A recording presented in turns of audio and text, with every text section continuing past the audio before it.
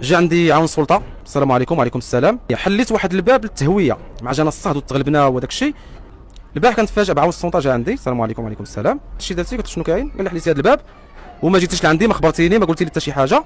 قال لي راه 700 درهم. قلت له علاش السي فلان؟ هي هذيك. قال لي باش ما نديرلكش لا مخالفه لا حتى شي حاجه.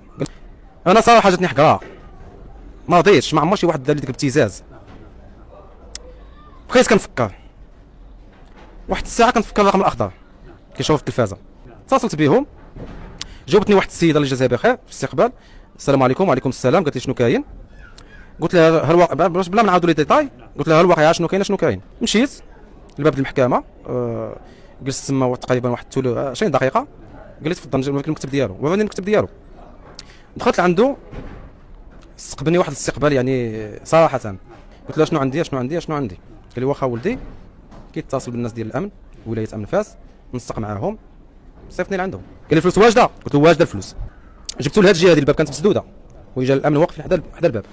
هي هذيك. المهم شدها وكنأكد عليه باش يسمعوا، يجا الامن كنأكد عليه. تنقول له دابا هاد الباب كون هاني، ما كاينش اللي يهضر معايا. قال لي ما حلها يوميا، ما كاينش اللي يجي يسدهاك. كيخرج واحد السيد من جا الامن، هو الاول، ما هضرش معاه، قال له اسمح لي يا سيدي، داز جاه من اللور. فاش صاحبو شافو جاه من اللور، قبض له في يدو، قال له جي معايا الشريف. بقى كيتنطى منه، قال له جي معايا الشريف نهضر